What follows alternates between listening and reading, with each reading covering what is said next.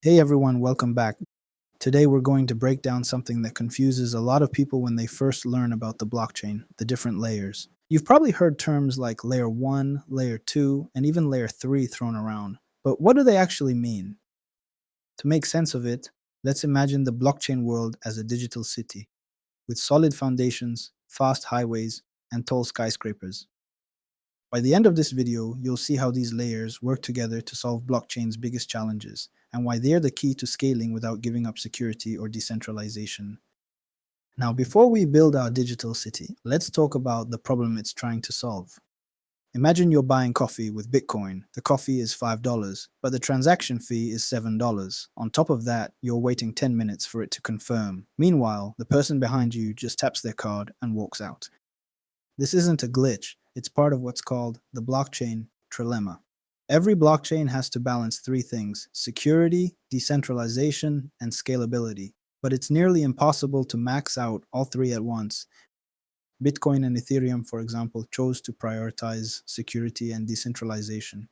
That's why they're trusted and resilient, but also slow and congested, hence expensive.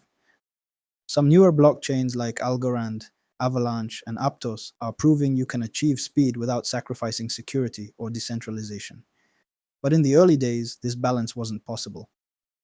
So engineers came up with a new idea. Instead of forcing one layer to do everything, why not split responsibilities across multiple layers? And that's how our digital city gets built. Before we jump into layer 1, it's worth mentioning something people call layer 0. Now, don't think of it as something beneath Bitcoin or Ethereum. Those blockchains came first. Instead, think of layer 0 as the internet backbone of blockchains, the infrastructure and frameworks that newer chains use to build and connect. Cosmos, Polkadot, and Avalanche subnets are prime examples. They give developers the base technology to launch new blockchains, while also making sure they can talk to each other. This includes things like sidechains and parachains, cross-chain transfer protocols like Cosmos IBC, the inter-blockchain communication protocol, oracles for real-world data, and bridges that move assets between ecosystems. And Avalanche is going even further.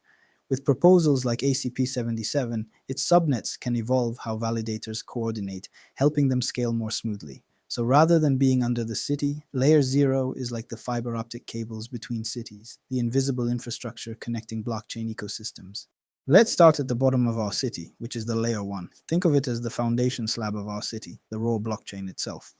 This is where consensus and security live, where computers agree on the same truth and record it permanently. Bitcoin, as a layer 1, is straightforward. It's a digital ledger for transferring value securely, nothing more. Ethereum expanded the idea with smart contracts, programmable agreements that power everything from finance to gaming. Other layer 1s like Solana, Avalanche, Algorand were designed to tackle the trilemma head on, showing that it's possible to be secure, decentralized, and scalable at the same time while still very cheap. The magic of layer 1 lies in its consensus mechanism, how thousands of computers agree on one version of truth. Bitcoin uses proof of work, Ethereum now uses proof of stake.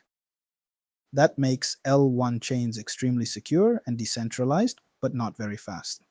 At some point in Ethereum during the CryptoKitties craze in 2017, a simple game clogged the entire network, with fees soaring to $20 or even $40 per transaction. So while layer 1 is essential, it's the bedrock of trust. It can't handle mass adoption by itself, and that's why we need layer 2. If layer 1 is the foundation, then layer 2 is the highway system built on top. Layer 2 doesn't replace the foundation, it relieves it. Instead of forcing layer 1 to handle every single transaction, layer 2 processes activity off-chain, bundles it together, and then sends the final result back to layer 1. This way, you keep the security of the foundation but add speed and affordability on top. For Bitcoin, the best known example is the Lightning Network.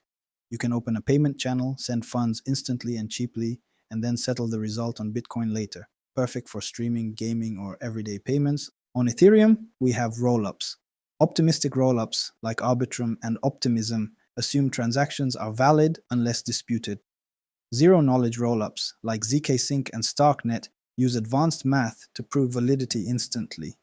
Together, these rollups bundle hundreds or thousands of transactions, compress them, and post them back to Ethereum in one go.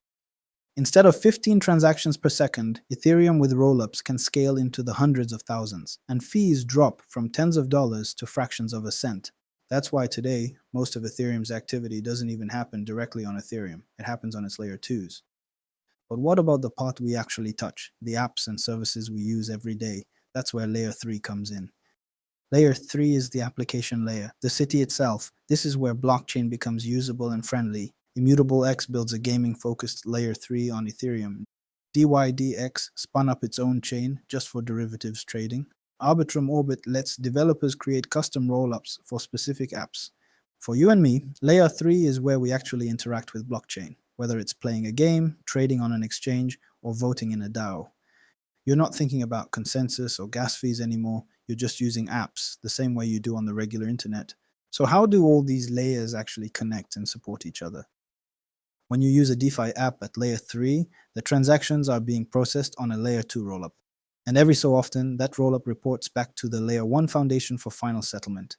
Uniswap, Aave, Curve, all of them rely on this stack. Gaming apps do the same to keep fees low and gameplay fast, NFTs and social apps too. Each layer brings its own strength. Layer 1 delivers security, Layer 2 adds speed and affordability, Layer 3 brings usability through applications, and Layer 0, the invisible backbone, keeps all ecosystems connected. Alone, no single layer can solve the trilemma, but together they form a system that can. So we started with a frustrating coffee purchase and ended up with a digital city built in layers.